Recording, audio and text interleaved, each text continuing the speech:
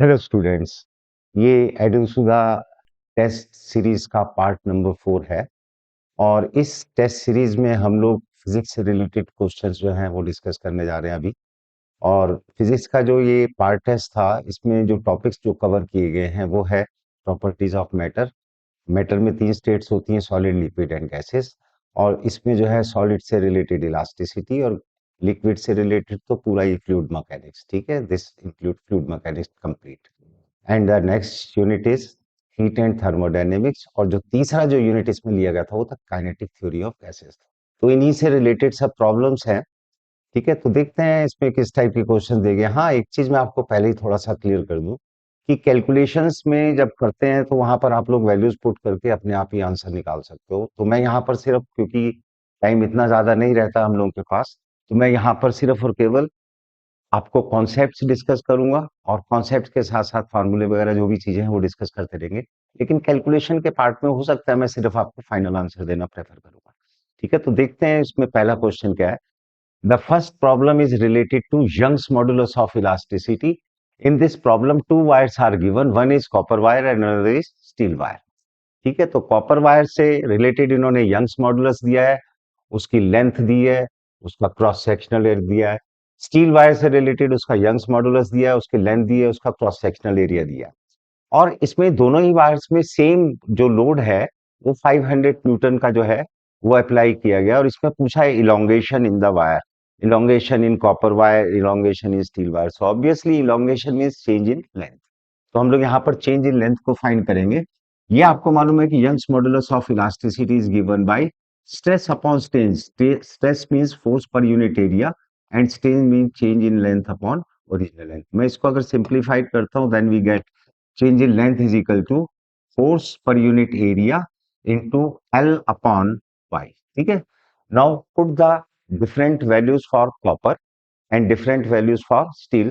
दोनों की जो अलग अलग वैल्यूज दे रखी हैं आप उनको पुट करो और इसका कैलकुलेशन कर सकते हो इजीली। तो जब मैं इसकी वैल्यूज सब्सटीट्यूट करता हूं, तो पहले मैं कॉपर वायर की वैल्यूज को सब्सटीट्यूट करूंगा यहाँ पर। तो इसके ऊपर जो वेट है यानी कि जो फोर्स है दैट इज 500 न्यूटन, और इसकी जो ओरिजिनल लेंथ है दैट इज गिवन एज 4, और क्रॉस सेक्शनल एरिया इज 0.25। लेकिन यूनिट्स का आप जरा थोड़ा सा ध्यान रखना, 0.25 centimetre square, so this will be 10 to the power -4। और Young's modulus of elasticity is given as 10 raise to the power 11। ठीक है ना, तो इसको आप सिंप्लीफाइड कर लो। You will get this value equal to, ये ऐसा सिस्टम में आएगा, so you will get this value equal to 0.8 into 10 raise to the power, into 10 raise to the power -3 metre, और this will be equal to 0.8 millimetre. ठीक है ना, तो ये इसकी वैल्यू आ जाएगी। Similarly you can determine the change in length of the steel wire. तो change in length of the steel wire, उसमें भी यही वैल्यूज आप सब्सटीट्यूट करोगे, 500 भी रहेगा उसमें। ठीक है, उसकी जो ओरिजिनल लेंथ है, the original length is 2 metre, तो ये यहाँ पर 2 मीटर आ जाएगी। इसका क्रॉस सेक्शनल एरिया 0.25 है, और 10 टू द पावर -4 है। Young's modulus is 2 into 10 raise to the power 11, 2 into 10 raise to the power 11। ठीक है, तो ये वैल्यूज जो है अगर आप सब्सटीट्यूट कर दो तो आपको एक चीज नजर आ रही होगी, यहाँ पर ये 2 से 2 कट गया ना, तो इसमें और इसमें कैलकुलेशन में आपको 4 का डिफरेंस नजर आ रहा होगा। So you just divide it by 4, you will gate 0.2 millimetre. ठीक है ना, कैलकुलेशन करते हुए यही चीजें आपको थोड़ा सा ध्यान में रखनी पड़ेंगी कि how you can make your calculation simplified. आप कैलकुलेशन को कैसे ज्यादा से ज्यादा सिंप्लीफाइड कर सकते हो, वही आपके लिए इजी है। तो यहाँ पर आपका जो पहला जो इलोंगेशन इन कॉपर वायर आपके पास कितना आ रहा है, 0.8।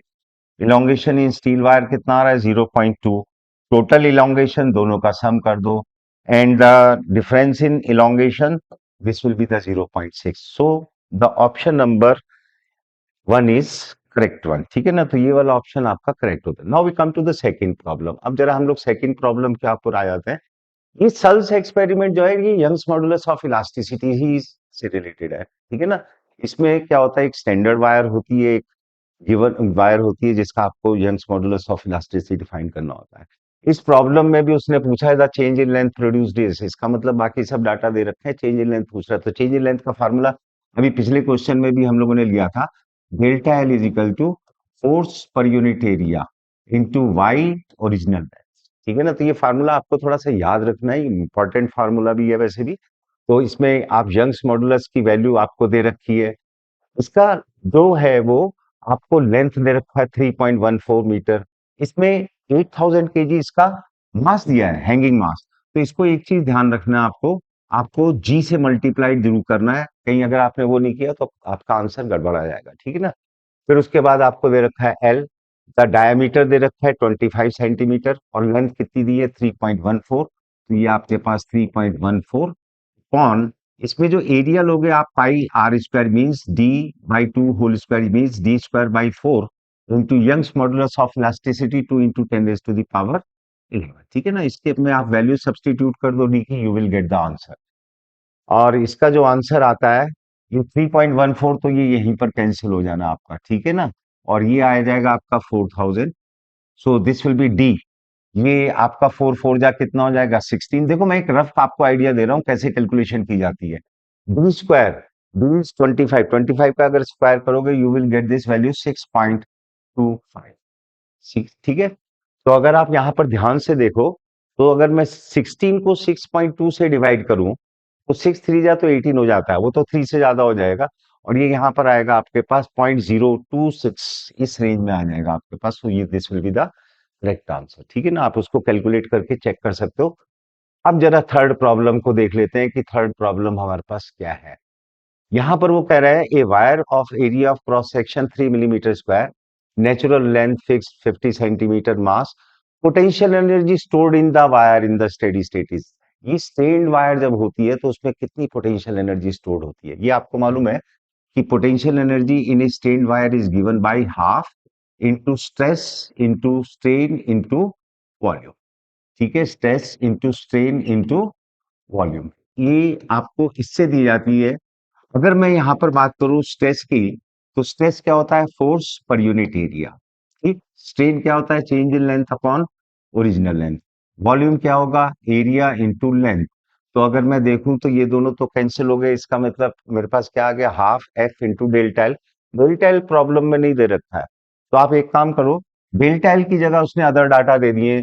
उसने फोर्स के लिए 2.1 केजी मास कर दिया है, यंग्स मॉडुलस ऑफ इलास्टिसिटी दे दिया है, उसने उसका क्रॉस सेक्शनल एरिया दे दिया है 3 millimetre square.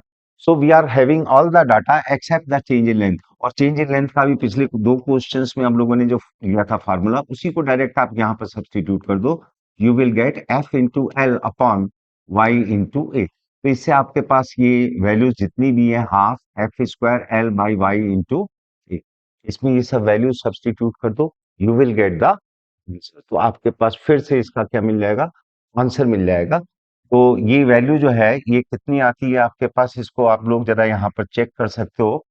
So this comes to be, ये आपके पास आ जाएगी यहाँ पर 1.93 इंटू 10 टू द पावर -4, ठीक है ना। सिंपली आपको ये वैल्यूज रखनी है। हाँ एक चीज ध्यान रखना, यहाँ पर ये हैंगिंग मास दिया है उसने, ठीक है, जो मास उसने उसके ऊपर हैंग किया है। तो फोर्स जब की वैल्यू जब फाइंड करोगे तो इसमें जी की वैल्यू जरूर रख देना 9.8 या 10। I think 10 will be more suitable, आपको अप्रोक्सीमेटली आंसर उसमें मिल जाएगा, ठीक है। और ये पावर देखो यहाँ पर 1.93, और इसमें जो पावर है वो आपको कितना दे रखा है 10 - 2 10 टू द पावर -4। तो ये डिफरेंस जो है आपको वैसे ही आइडिया लग जाएगा, तो कैलकुलेशंस आपकी इजीली हो जाएगी। फिर उसके बाद हम लोग नेक्स्ट प्रॉब्लम में आते हैं, ये असर्शन एंड रीजन से रिलेटेड प्रॉब्लम है। The shape of small liquid drop is spherical. जो ड्रॉप्स होती हैं लिक्विड ड्रॉप्स, उनकी जो शेप होती है that is decided by the surface tension of the liquid. आपने देखा होगा अगर आप किसी मरकरी की ड्रॉप को बहुत छोटे साइज में अगर आप कहीं पर ड्रॉप करते हो तो उसकी शेप जो है आपको स्फेरिकल नजर आएगी। लेकिन अगर आप मरकरी की ड्रॉप थोड़ी सी बड़ी ले लेते हो तो वो आपको ओवल शेप में नजर आएगी। तो वो उसके वेट की वजह से होता है। In fact this spherical shape is obtained by a liquid due to its surface tension, ठीक है, पहली चीज। दूसरी चीज क्या है वो यहाँ पर कह रहा है असर्शन में इसने बोल दिया the shape of small liquid drop is spherical. Reason उसने दिया है the pressure inside the drop is greater than outside the drop, ठीक है ना। वो तो स्टेबिलिटी के लिए होता है, प्रेशर इनसाइड द ड्रॉप, अगर उसके अंदर प्रेशर ज्यादा होगा only then the drop will be stable, ठीक है। ये स्टेबिलिटी को डिफाइन करता है। ठीक है, एक्सेस प्रेशर जितना ज्यादा होगा उतनी ज्यादा ड्रॉप क्या होगी, स्टेबल होगी। ये स्टेबिलिटी को डिफाइन करता है, ये उसकी शेप को डिफाइन नहीं करता। शेप को डिफाइन कौन करेगा, surface tension. So assertion is true, reason is true, but reason is not the correct explanation of assertion। ठीक है, तो दोनों ट्रू हैं, लेकिन जो इसका जो रीजन है वो करेक्ट नहीं है। So it's answer will be, now we come to the question number 5। यहां पर उसने बोला है choose the option that does not represent the characteristics of an ideal fluid. Ideal fluid क्या होता है, ideal fluid is that one which is non viscous and incompressible. Incompressible से मतलब क्या है कि ऐसा ना हो कि जब वो फ्लो करे लिक्विड तो उसकी डेंसिटी में, अगर वो कंप्रेस होगा तो उसकी डेंसिटी में भी क्या होगा, चेंज होने लगेगा। तो density through out the flow, through out the motion must remain constant. ठीक है ना, क्योंकि जब बर्नौलीज थ्योरम में कोई भी फ्लूइड फ्लो करता है तो वो इनकम्प्रेसिबल रहना चाहिए थ्रू आउट द मोशन, उसकी डेंसिटी में कोई भी वेरिएशन नहीं होना चाहिए। दूसरा ये है कि उसकी जो लेयर्स होंगी उन लेयर्स के बीच में कोई भी विस्कस फोर्स नहीं होना चाहिए। अगर वो विस्कस फोर्स होगा कभी भी वो law of conservation of energy को वायलेट कर देगा, तो वहां पर हम लोग उस बर्नौलीज थ्योरम को अप्लाई नहीं कर सकते। तो हम लोग बर्नौलीज थ्योरम को जब भी लेते हैं तो उसमें आइडल फ्लूइड होते हैं, and ideal fluid are non viscous and non incompressible, means उनकी डेंसिटी थ्रू आउट मोशन क्या रहनी चाहिए, कांस्टेंट रहनी चाहिए। सो फ्लूइड इज इनकम्प्रेसिबल, बिल्कुल भी। फ्लूइड इज विस्कस, नहीं नहीं नहीं, ये गलत स्टेटमेंट है। फ्लूइड जो है वो क्या होना चाहिए, नॉन विस्कस होना चाहिए। तो इसका ये आंसर है। ठीक है ना, अगर विस्कोसिटी होगी तो उस केस के अंदर, विस्कोसिटी केस में उसको फ्रिक्शनल फोर्स आ जाएगा तो मैकेनिकल एनर्जी कंजर्व नहीं रहेगी। ठीक है, now we come to the next point, next question. A sample of metal weighs 300 gram in air 200 centigram. देखो इसमें रिलेटिव डेंसिटी पूछ रहा है, और ये आपको मालूम है कि relative density is the density of object, यानी कि जो भी सॉलिड आप लोगे उसकी डेंसिटी, मैं यहां पर इसको शॉर्ट में लिख रहा हूं, upon density of water at 4 degree centigrade. ये आपको मालूम है रिलेटिव डेंसिटी का फॉर्मूला। ठीक है, तो जो मैं, अच्छा यहाँ पर जो है वो सॉलिड है, वो सॉलिड पूरा का पूरा, ये जो सॉलिड है वो पूरा का पूरा इसमें क्या कर सकता है, सबमर्ज कर सकता है। ठीक है, तो मैं यहाँ पर अगर थ्रस्ट की बात करूं तो अपथ्रस्ट में हम लोग कह लेते हैं volume of submerge part into density of liquid.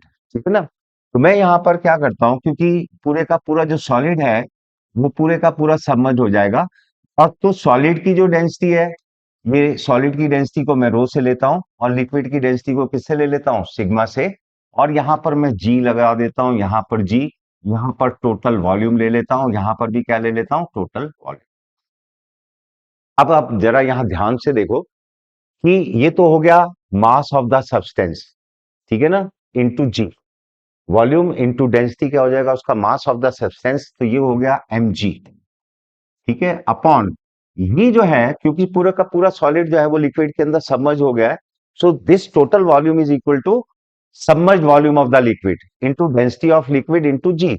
और यही चीज क्या कहलाती है, दिस इज कॉल्ड थ्रस्ट। और अब थ्रस्ट किसके बराबर होता है, thrust is the loss in wait of the substance in the liquid. जो भी लिक्विड का जो जब हम किसी सब्सटेंस को, किसी सॉलिड को लिक्विड के अंदर सबमर्ज करते हैं, तो जो उसके जो वेट में या लॉस होगा, ये थ्रस्ट उसी के बराबर होता है। So this will be equal to weight of the substance in air minus weight of the substance in liquid. ठीक है ना, इसको मैं एम एम नॉट से डिनोट कर देता हूं जी। So this is the weight of the substance in air, weight of the substance in air minus weight of the substance in liquid. तो आपके पास उसने वैल्यूज दे रखी है, यहाँ पर ये दिया है 300 ग्राम, ये 270 ग्राम में दे रखा है, नो मैटर, आप इसको जी से मल्टीप्लाइड कर दो तो ये वेट ही बन जाएगा। ठीक है, so this will B 300 upon 300 minus 270. So you will get this equal to 30 by 300 by 30 means 10. So relative density of the substance is, now we come to the next problem. Next problem number 7. A manometer is connected to, देखो ये कोई एक fluid है, pipe है, और उसको चलो मैंने यहाँ पर ये स्टॉप लगा दिया, और ये स्टॉप वाल्व से मैंने इसको, ये कैप, एक तरीके से आप इसको बोल सकते हो कि कैप से मैंने इसको यहाँ पर क्लोज कर दिया। जब मैं जैसे ही इस टैप को, तो ये शुरू में लिक्विड किस में, रेस्ट में है, तो इसकी वेलोसिटी क्या होगी, जीरो, प्रेशर उसने दे रखा। सो this will B P1 plus half rho V1 square. ठीक है, एक चीज और ध्यान रखना कि जब भी हम बर्नौली थ्योरम अप्लाई करते हैं, बर्नौली थ्योरम जब अप्लाई करते हैं, कोई भी अगर ट्यूब हॉरिजेंटल है तो उसमें आपको potential energy per unit volume consider करने की जरूरत ही नहीं है। ठीक है, क्योंकि लेफ्ट और राइट साइड दोनों साइड के टर्म कट जाने हैं, कैंसिल हो जाएंगे, तो आप simply kinetic energy per unit volume, pressure energy per unit volume ले लो। ये इनिशियली है, जब मैंने इस टैप को ओपन किया तो ये फ्लो करने लगा, और इसमें प्रेशर कितना हो गया P2, और kinetic energy per unit volume क्या होगी, half rho V2 square. Initially ये रेस्ट में था तो इसको आप जीरो ले लो। P1 आपको दे रखा है उसने, P1 3.5 into 10 raised to the power, और ये दे रखा 3, P2 is given as 3 into 10 raised to the power 5। तो इस दोनों का अगर मैं डिफरेंस ले लेता हूं तो 3.5 माइनस 3 कितना हो जाएगा, 0.5 into 10 raised to the power 5 newton per metre square, और this will be equal to half rho into V2 square. ठीक है ना, तो आप इससे रो की वैल्यू आपको मालूम ही है, क्योंकि ये क्या है, फ्लूइड है, पानी है, वाटर है। तो यहाँ पर जो इसकी जो वैल्यू है, this will be 10 to the power 3। तो इससे आप इसको कैलकुलेट करो, you will gate 10 to the power 3 और 10 to the power 2, और ये यहाँ पर 2 से 1 हो जाएगा। So this will be 10 metre per second. So we will be equal to 10 metre per second. आपको बस ये ध्यान रखना है कि आपको कॉन्सेप्ट सारे मालूम होते हैं, फार्मूले भी सारे मालूम होते हैं, लेकिन सिर्फ और केवल कहाँ पर डिफरेंस आ जाता है, आपकी स्पीड के ऊपर आ जाता है। आपको एक चीज ध्यान रखनी है, जब भी आप कोई भी प्रॉब्लम सॉल्व करते हो तो आप उस प्रॉब्लम को पूरी फुल कंसंट्रेशन से रीड करो। आपको बस ये ध्यान रखना है कि आपका टाइम मैनेजमेंट वहां पर किस टाइप से आप मैनेज कर रहे हो। आपको 50 क्वेश्चन है, तो आप एवरेज में सपोज कर लीजिए कि 1 मिनट के अंदर आपको एक क्वेश्चन सॉल्व करना ही करना है हर हालत में। ठीक है ना, तो when you have to solve one problem in 1 minute, तो आप when you have to read the question with full concentration, पूरी कंसंट्रेशन के साथ पढ़ना है। और बच्चे नहीं तो क्या क्या देखा है कि what we have observe that जो स्टूडेंट्स पढ़ते हैं ना, वो बहुत ज्यादा टाइम ले लेते हैं उसमें पढ़ने में, पता चला 2 मिनट तो एक क्वेश्चन पढ़ने में लगा दिए, तो ये प्रॉब्लम रहती है उनके साथ। खैर anyway, so we now come to the next problem. ये प्रॉब्लम नंबर 8 में आ जाता हूं मैं यहाँ पर। ठीक है ना, वो यहाँ पर कह रहे हैं cylindrical tube pumps has radius R, और उसमें एन फाइन होल्स की है, हर एक का रेडियस दे रखा है, वेलोसिटी दे रखी है, speed of the liquid in the tube inside का दे रखा है, जो उसमें इनकमिंग फ्लूइड है उसकी स्पीड दे रखी है V, आउटगोइंग की आपको फाइंड करनी है।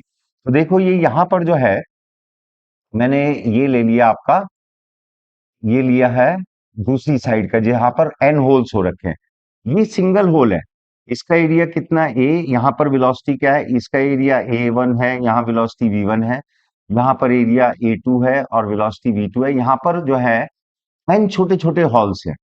ठीक है, ये यहाँ पर इसमें थोड़ा सा एन स्मॉल होल्स हैं इस टाइप से। ठीक है ना, तो इनमें से निकलेगा, तो हर एक होल का एरिया कितना हो जाएगा, पाई आर स्क्वायर।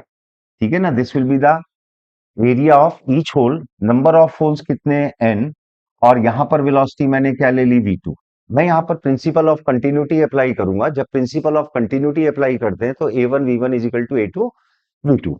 ठीक है, तो ये यहाँ पर मेरे पास A1 V1, ये क्या होगा, A तो पूरा पूरा यहाँ से पूरे में से लिक्विड इंटर कर रहा है, so this will be equal to pi R square, और यहाँ पर वेलोसिटी क्या दी है उसने V, तो इसको सॉल्व कर लो, you will get the directly answer the V। V2 की वैल्यू आ जाएगी आपके पास, और V2 की वैल्यू क्या आएगी यहाँ पर, V R square by N R square. So third one will be the. ठीक है ना, फिर उसके बाद हम लोग नेक्स्ट क्वेश्चन पे आ जाते हैं। नेक्स्ट प्रॉब्लम जो है, अच्छा एक चीज है, ये तो बड़ी सिंपल सा मैटर हो गया, हॉरिजेंटल है, तो पोटेंशियल एनर्जी हम इसमें बर्नौली थ्योरम अप्लाई करेंगे, और potential energy per unit volume consider करने की जरूरत नहीं है, वो तो लेफ्ट और राइट साइड दोनों के टर्म कैंसिल हो जाएंगे। So we will have P1 plus half rho V1 square is equal to P2 plus half rho V2 square, और दूसरा ये है A1 V1 is equal to A2 V2। यहाँ पर बिल्कुल क्लियर है आप लोगों को, इसमें तो कोई भी एक्सप्लेनेशन की भी रिक्वायरमेंट नहीं है। यहाँ पर एरिया कम है, यहाँ पर एरिया ज्यादा है, यहाँ पर वेलोसिटी, यहाँ पर वेलोसिटी जो है यहाँ पर ज्यादा होगी, क्योंकि यहाँ पर एरिया क्या है, कम है, और यहाँ पर वेलोसिटी जो है वो कम होगी, क्योंकि यहाँ पर क्रॉस सेक्शनल एरिया इसका क्या है, कि ज्यादा है। ठीक है, और इन दोनों का सम भी क्या रहना है, कांस्टेंट रहना है। तो नेचुरल सी बात है कि जहां पर वेलोसिटी ज्यादा है वहां पर प्रेशर क्या होगा, कम होगा। तो मैं अगर यहाँ पर देखूं तो यहाँ पर वेलोसिटी ज्यादा है, v2 is greater then v1, तो ये तो ऑप्शन मेरे को सही मिल गया पहले ही। लेकिन p2 will not be greater than, क्योंकि जहां पर इन दोनों का सम कांस्टेंट है ना, अगर ये बड़ा है, v2 बड़ा है v1 से, तो नेचुरल सी बात है कि p2 जो है वो छोटा होगा और p1 क्या होगा, बड़ा होगा। तो यहाँ पर p1 p2 का तो कोई ऐसा ऑप्शन ही नहीं है, so second will be the right option. ठीक है, तो क्वेश्चन नंबर 10 में आ जाते हैं अब हम। To lift up a force है, ये हाइड्रोलिक लिफ्ट से रिलेटेड प्रॉब्लम है। और हाइड्रोलिक लिफ्ट में आपको मालूम है पास्कल्स लॉ क्या बोलता है कि whenever there is a change in pressure at one point, अगर किसी भी एक पॉइंट के ऊपर प्रेशर में कुछ चेंज करते हैं, then same change in pressure is transfer to every point of the liquid. ठीक है, ये हाइड्रोलिक लिफ्ट का क्या होता है, प्रिंसिपल है। तो हाइड्रोलिक लिफ्ट के प्रिंसिपल में क्या बोलता है, change in pressure, change in pressure जो है वो सब जगह क्या रहना है, सेम। तो F1 A1 is equal to F2 A2। ठीक है, तो जहां पर एरिया कम होगा वहां पर आपको कम फोर्स लगाना होगा, जहां पर एरिया ज्यादा होगा वहां पर आपको फोर्स ज्यादा मिलेगा। ठीक है, तो लिफ्ट में यही चीज होती है। आप ये देखो, ये यहां पर मैं ले लेता हूं इसको, मैं इसको इस टाइप से ले लेता हूं। आपने यहां पर कार खड़ी की, ठीक है, और ये कार हो गई, और ये आपका दूसरा पॉइंट है, इसको मैं यहां पर पिस्टन से ले लेता हूं। ठीक है, आपने यहां पर एक फोर्स F1 अप्लाई किया और इसका एरिया कितना है, A1, कम है ये एरिया। और यहां पर जितना आपने प्रेशर ये यहां अप्लाई किया उतना ही आपको ये यहां पर जो है लिफ्टिंग के लिए प्रेशर मिल जाएगा। और इसका एरिया कितना है, A2, तो ये यहां पर ये कितना ऊपर की तरफ फोर्स लगाएगा, F2। So F1 by A1, आपने यहां पर एफर्ट लगाया F1, कम एरिया था तो कम फोर्स लगाया, और यहाँ पर ज्यादा एरिया तो आपको ज्यादा फोर्स मिल जाएगा। तो यही चीज है इस क्वेश्चन में भी। तो यहाँ पर F1 is exerted on A piston of radius this much, ये इसकी रेडियस दे रखी है 5 सेंटीमीटर। तो ये सेकेंड पिस्टन ऑफ रेडियस, तो F1 का एरिया कितना है, पाई इंटू, इसमें यूनिट्स की कोई रिक्वायरमेंट नहीं है, आप सीधे सीधे इसका स्क्वायर कर लो। ठीक है ना, रेडियस का स्क्वायर कर दो, आपको आंसर मिलने में कोई प्रॉब्लम नहीं आएगी। और ये जो है, if the mass of the car can be lifted bye 31350, ये 1350 जी को जरा थोड़ा सा ध्यान रखना पड़ेगा, लेनी पड़ेगी उसकी वैल्यू आपको, पाई इंटू, और इसका एरिया क्या है, 15 स्क्वायर, 15 स्क्वायर कितना हो जाएगा, 225, और ये हो जाएगा 25। सो 225 और 25 में हो जाएगा 9। सो दिस विल बी 1350 इंटू 10। ठीक है, 10/9, सो this will be the value of F1। ये किसकी वैल्यू आ जाएगी आपके पास, F1 की वैल्यू आ जाएगी। So you will get this answer equal to 1.497। ये देखो, ये यहां पर मैं इसको ये न्यूटन में लिया है, 10⁻³ के टर्म में लिया है।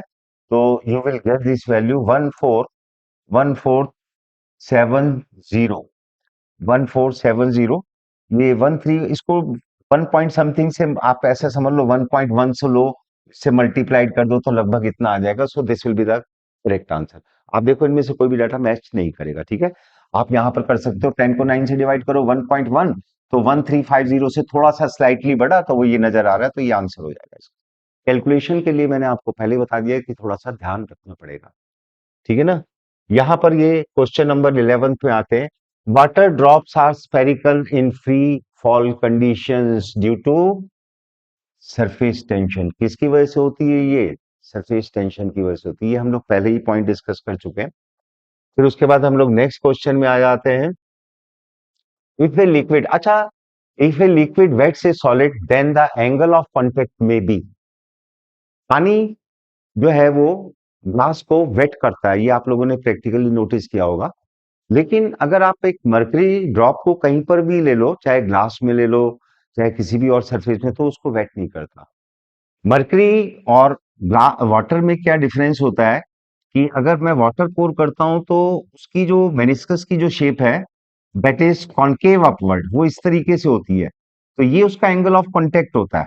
ठीक है, ये पानी है, लिक्विड है, ये भर भर दिया इसमें, तो ये ऐसे शेप होगी, तो कॉन्केव अपवर्ड होगा। सो this will be the angle of contact. और ये एंगल ऑफ कांटेक्ट जो है वो 90 डिग्री से क्या होता है, कम। जबकि मरकरी के केस में, जो मरकरी जो होता है उसकी जो मेनिस्कस की जो शेप होती है, दैट इज कॉन्वेक्स अपवर्ड, वो इस तरीके से होता है। ठीक है, तो यहां पर जो है इसका जो एंगल ऑफ कांटेक्ट है वो ये होगा। So this angle of contact is more than 90 degree. तो जो वेट करने वाले होते हैं उनका एक्यूट एंगल होता है, और जो वेट नहीं करते उनका एंगल ऑफ कांटेक्ट ऑब्ट्यूज होता है. So the answer will be 30 degree. ठीक है. Now we come to the question number 13. The surface tension of a soap solution is this much. The work done in form a soap bubble. अच्छा, यहाँ पर soap bubble के लिए work done पूछ रहा है, और ये आपको मालूम है कि work done is equal to क्या होगा, S into delta A. Delta A क्या, change in area, surface area. ठीक है. S सरफेस टेंशन है. सरफेस टेंशन आपको दे रखी है. सरफेस टेंशन कितनी दी है, 0.03 न्यूटन पर मीटर. और ये जो चेंज इन एरिया है, ये चेंज इन एरिया जो है वो आपको डबल लेना होगा. ध्यान रखना, जैसे आपके पास ये सोप बबल है, तो सोप बबल में अंदर भी एयर होती है और बाहर भी क्या होती है, एयर होती है. तो इसमें सोप बबल में जो है आपके पास जो सरफेस होती है, फ्री सरफेस, बस free surface is that one which is towards the air. तो एयर वाली साइड वाली दो सरफेस होंगी, एक अंदर और एक बाहर. तो इसलिए आपको जो चेंज इन एरिया लेना है डबल ले लेना. एक चीज ध्यान रखो, अगर यहाँ पर कोई वाटर ड्रॉप वगैरह होती, तो फिर आप उसका, उसमें एक ही साइड एयर होती. ये वाटर ड्रॉप है या कोई लिक्विड की ड्रॉप है, उसमें एक ही साइड होगी, तो उसमें एक ही साइड का आप सरफेस एरिया लोगे. और अगर आपके पास जैसे एयर बबल है वाटर के अंदर, तो उसमें भी एयर एक ही साइड होगी, तो उसमें भी आप एक ही साइड का एरिया लोगे. तो ये ध्यान रखना है, जो चेंज इन एरिया होता है वो कहीं पर डबल लेना पड़ेगा. सोप बबल में डबल लोगे, जबकि लिक्विड ड्रॉप और एयर बबल इन लिक्विड, उसमें आप सिंगल साइड का सरफेस एरिया लोगे, चेंज इन एरिया. तो यहां मैं इसका डबल लूंगा.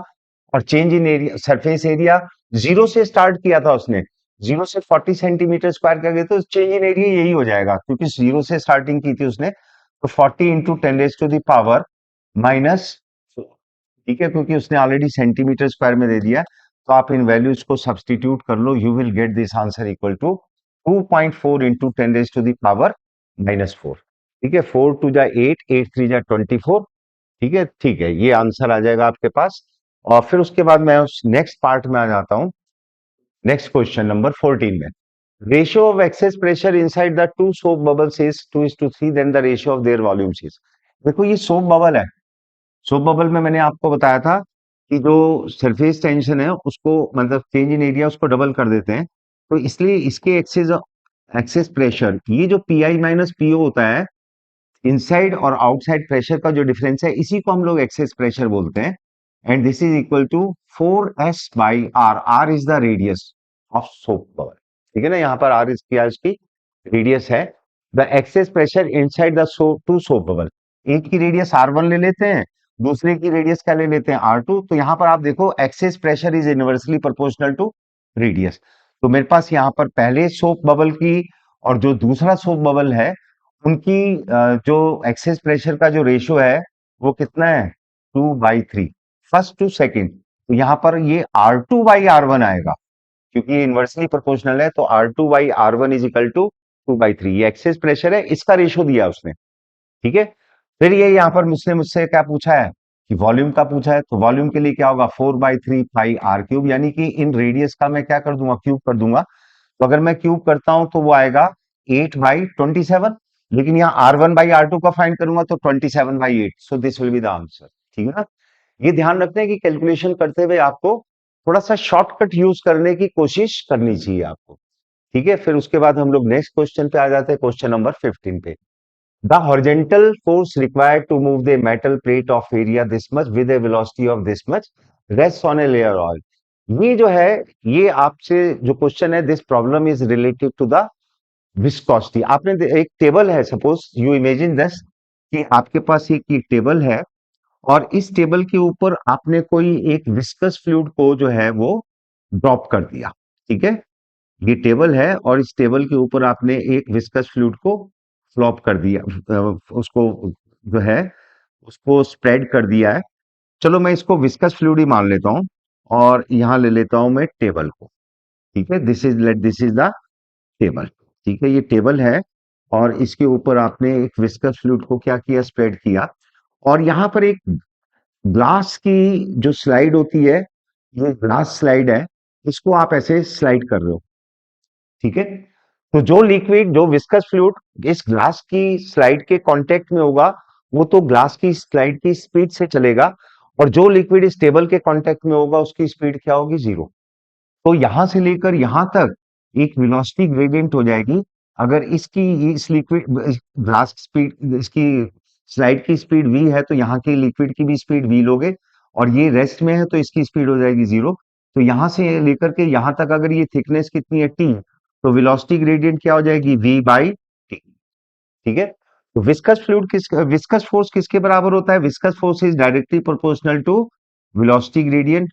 Viscous force is directly proportional to area, और constant of proportionality is called coefficient of viscosity. इस फार्मूले का मैं यूज कर लेता हूं, मेरे पास डायरेक्ट आंसर आ जाएगा।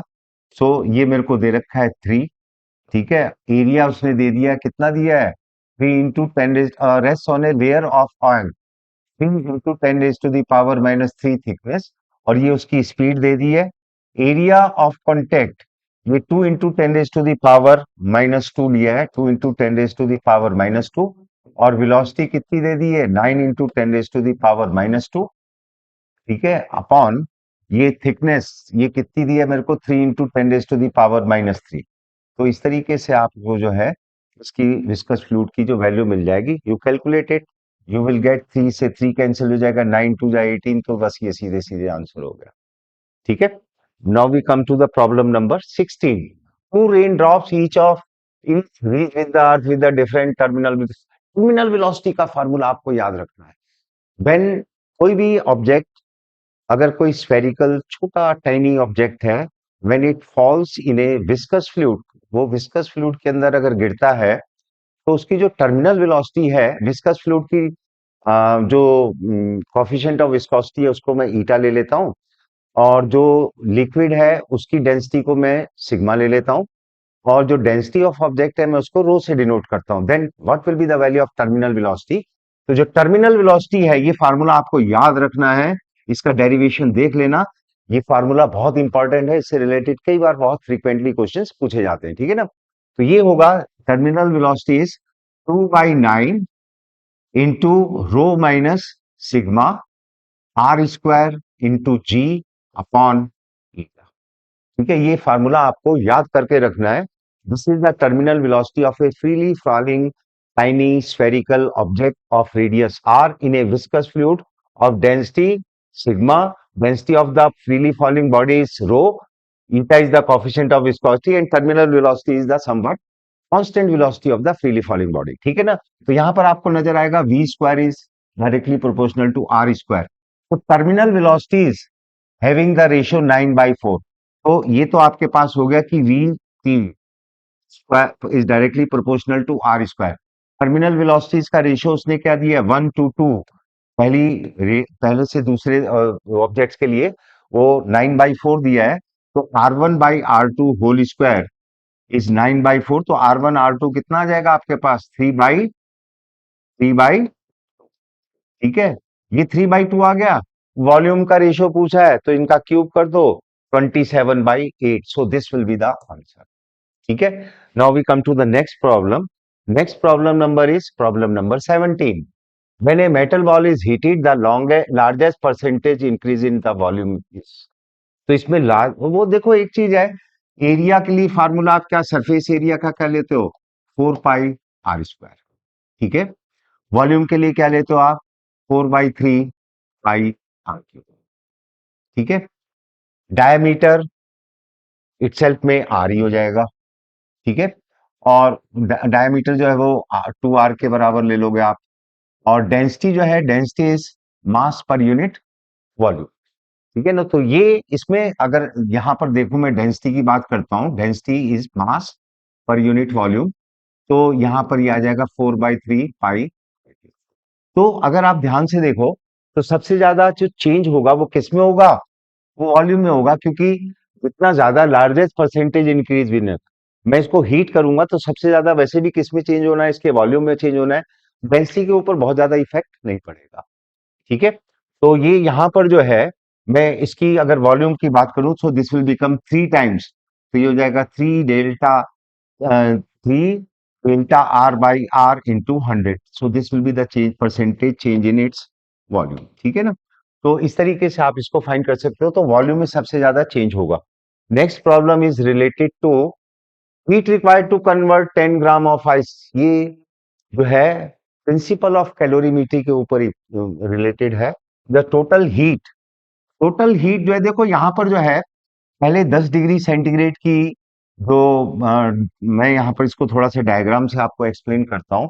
पहले जो है -10 डिग्री सेंटीग्रेड की जो आइस है, -10 डिग्री सेंटीग्रेड की आइस जो है, that will be converted into 0 degree centigrade की आइस में कन्वर्ट होगी। ठीक। फिर उसके बाद 0 डिग्री सेंटीग्रेड की जो आइस है, वो 0 डिग्री सेंटीग्रेड के वाटर में कन्वर्ट होगी। यहां पर चेंज ऑफ स्टेट होगा, and change of state always occurs at constant temperature and constant pressure. तो यहाँ पर टेम्परेचर भी क्या रहेगा कांस्टेंट, प्रेशर भी क्या रहेगा कांस्टेंट, लेकिन वो ऑब्जेक्ट हीट लेता है। और ये आपको मालूम है कि delta Q is equal to क्या देते हो आप, एम एस डेल्टा टी। जब change of state constant temperature पर हो रहा है, तो उस सिचुएशन में डेल्टा टी तो जीरो आ जाएगा, तो इसका मतलब ऑब्जेक्ट हीट नहीं लेना लेगा। लेकिन ऐसा नहीं होता है practically, when ever there is a change of state, तो हीट तो उसको चाहिए चाहिए, तभी तो वो चेंज ऑफ स्टेट करेगा, नहीं तो क्या क्यों करेगा वो चेंज ऑफ स्टेट।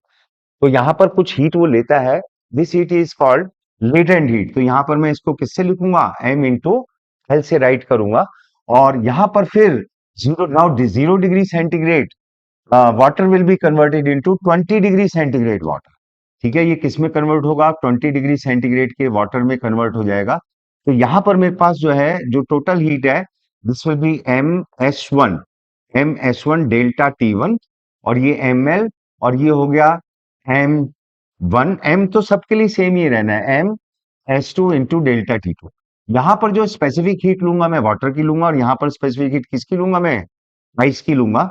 तो मैं इसमें ये वैल्यूज सब इसी में सब्स्टिट्यूट कर देता हूं। तो ये मेरे पास जो है इसका जो आंसर है, वो फिर आप लोग कैलकुलेट। हाँ, एक चीज ध्यान रखना, जो हमारे पास स्पेसिफिक हीट ऑफ आइस है, वो हम लोग 0.5 लेते हैं, और स्पेसिफिक हीट ऑफ जो वेपराइजेशन है, मतलब वेपर्स है, वो भी हम लोग 0.5 लेते हैं।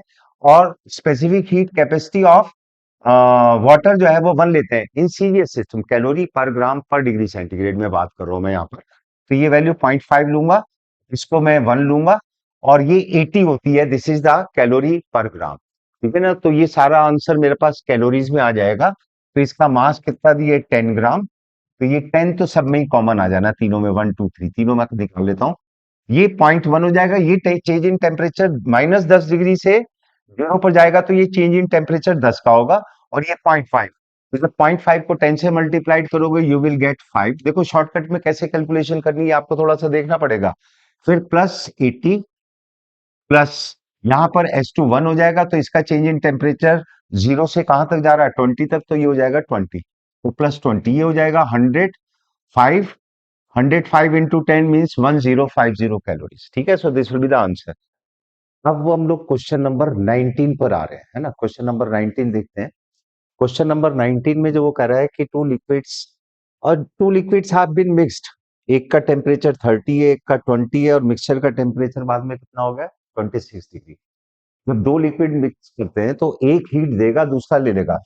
तो heat according to the principle of calorimetry, heat given by one substance is equal to heat given by another substance, heat taken by another substance. ठीक है ना, एक जितनी हीट देगा उतना दूसरी ले लेगा।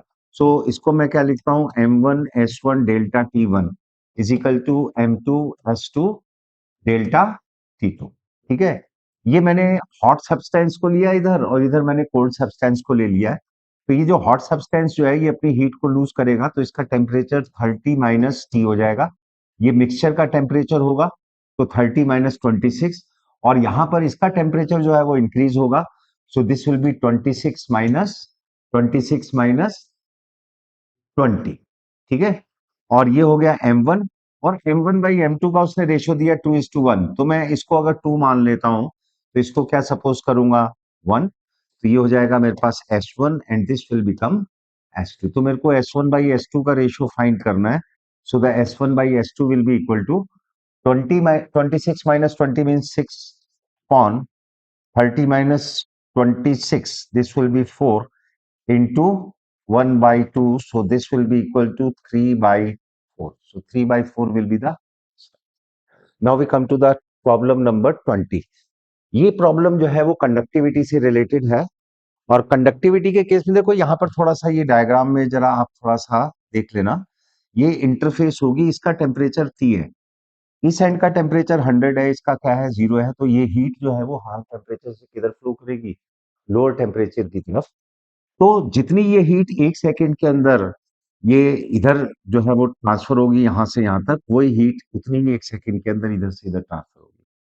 ठीक है, तो dq/dt यानी कि rate of heat flow in first will be equal to rate of heat flow in second.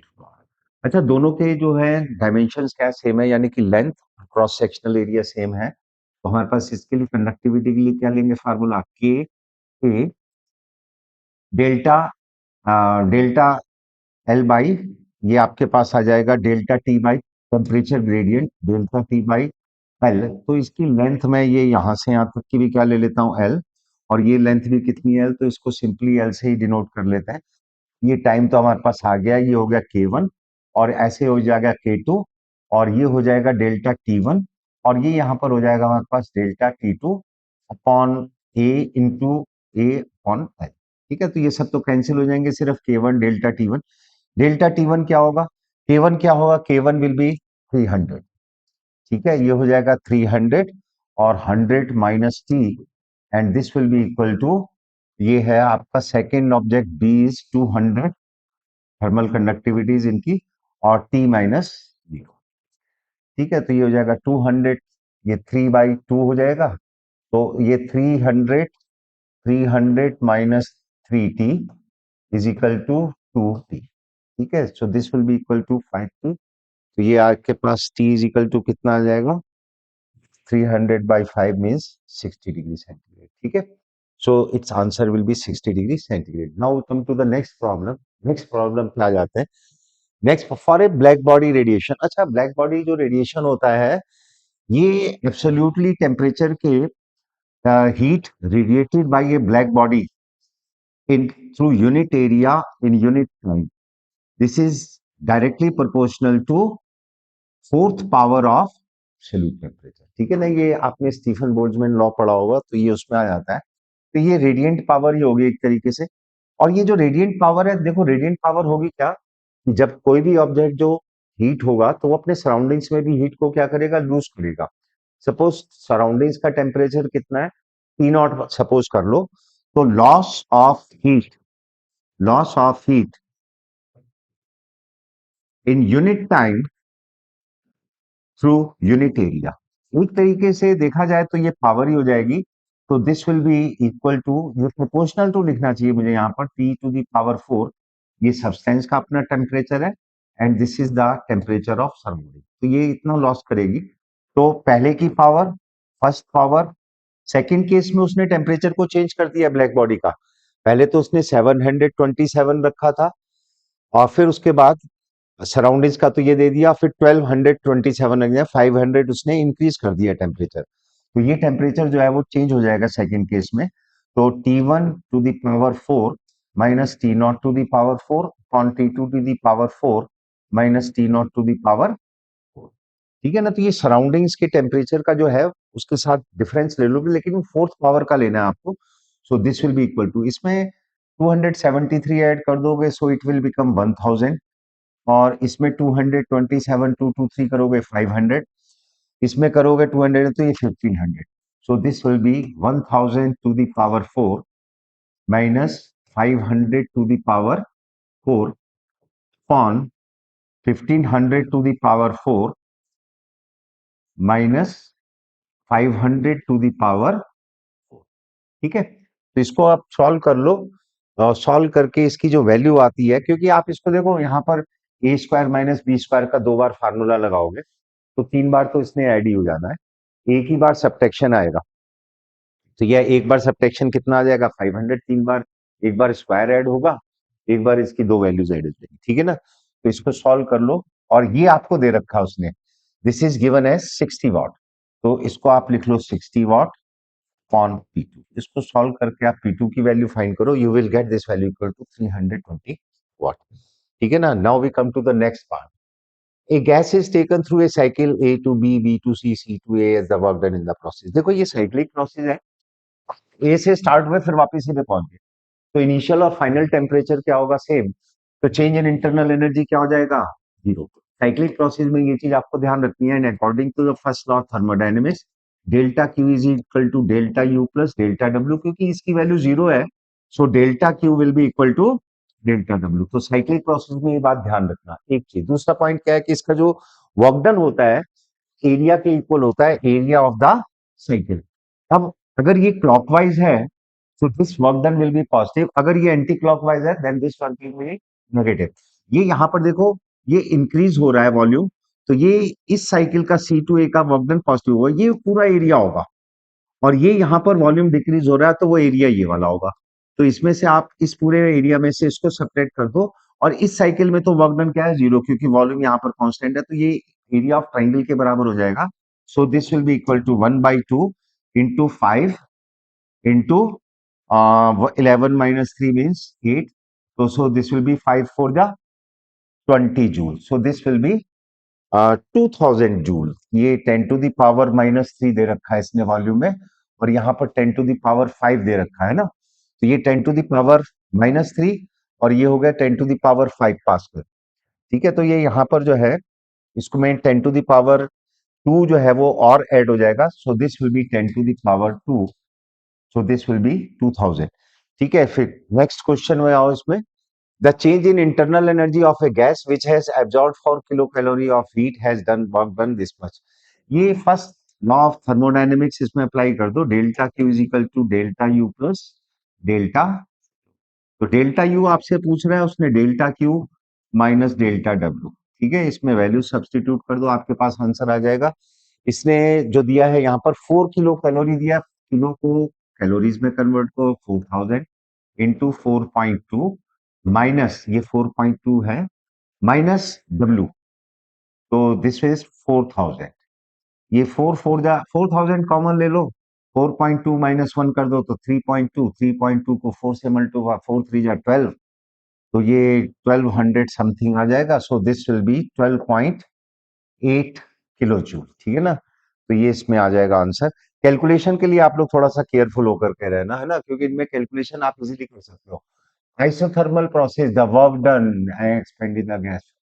देखो work done in isothermal process is mu R T ln vf upon vi। Final to initial volume ले लेना, और एक ही gas है तो वो पहली बार जब 2v से 5v लेकर के जा रहा है, यानी कि फाइनल वॉल्यूम उसने कितना कर दिया 5v, इनिशियल कितना कर दिया 2v, तो ये रेशियो बन जाएगा मेरे पास μRT ln 5/2। ठीक है, इनिशियल स्टेज का हो गया वर्क डन। फिर उसके बाद उसने एक्सपेंड किया है 10v to 25v, 10v to 20, तो फाइनल हो गया 25। तो सेकंड केस में जो वर्क डन है दिस विल बी μRT, क्योंकि गैस तो वही है ln, और ये हो जाएगा 25/10, और 25/10 मीन्स क्या हो जाएगा again 5/2। So these two work will B same, so I can say that W12 is equal to W, so the answer will be this much। ठीक है, now we come to the next question number 25। how much heat should be added to the gaseous mixture consisting of this much hydrogen, this much gram of volume, 100 degree centigrade. Temperature में change कितना कर रहा है 100 degree, दोनों का temperature change कर रहा है, कांस्टेंट वॉल्यूम। यहाँ वॉल्यूम उसने क्या लिया है, कांस्टेंट लिया है। तो delta Q is equal to delta Q1 plus delta, दोनों गैसेस, एक हमारे पास क्या होगी हाइड्रोजन, और दूसरी गैस क्या है हमारे पास हीलियम। ठीक है, ये हो जाएगा mu CV delta T for hydrogen, and this will B mu CV delta T for for helium gas. ठीक है, तो नंबर ऑफ मोल्स मेन चीज है हमारे पास। हाइड्रोजन के इसने मास दे दिया है, नंबर ऑफ मोल्स नहीं दिया है। हाइड्रोजन का मॉलिक्यूलर वेट आप क्या ले लोगे 2, तो ये 2 gram by 2, so this will be 1 mole. CV, hydrogen is a diatomic gas, और इसका सीवी होता है F/2R। ठीक है ना, सीवी जो होता है वो कितना होता है, F/2R, F is the degree of freedom. तो हाइड्रोजन मोनो डायटोमिक गैस है, डायटोमिक गैस की डिग्री ऑफ फ्रीडम कितनी होगी, 5। सो दिस विल बी 5/2R। और ये हो गया हमारे पास चेंज इन टेम्परेचर 100 प्लस इसके नंबर ऑफ मोल्स निकालते हैं, ये भी 2 ग्राम है, इसका मॉलिक्यूलर वेट क्या लोगे आप, हीलियम का 4। तो 2 × 4 मोनो एटॉमिक गैस है ये हीलियम, ठीक है ना, तो इसका हो जाएगा 3/2 into change in temperature is 100। ठीक है, और आर की भी वैल्यू दे रखी है, सो दिस इज 2। और इसको आप जरा वर्कआउट कर लो, तो you will get this equal to, ये हो जाएगा आपके पास ये 1/2। तो इसकी वैल्यू अगर आप फाइंड करते हो और आर की वैल्यू कितने लेते हो, 2, तो 100 आर मैं कॉमन ले लेता हूं, तो 100 into R means this will become 200, ठीक है ना। और 100 और आर का हो गया, फिर हो गया हमारे पास 5/2 प्लस 3/4, इसको ऐड कर लो, ये 2, तो ये भी 2, 10 प्लस 3 13, 13/8, 8 से डिवाइड करोगे 25 इंटू 13, ठीक है।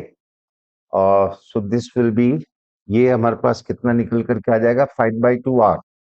और ये 5/2R हो गया, और इसमें हमारे पास आया 3/2R, और ये मोल हो गया CV इंटू डेल्टा टी। और साथ में हमने इसको मल्टीप्लाइड किया था, किससे किया था, 200 से। तो इसको 4 से डिवाइड करना है हमें, है ना।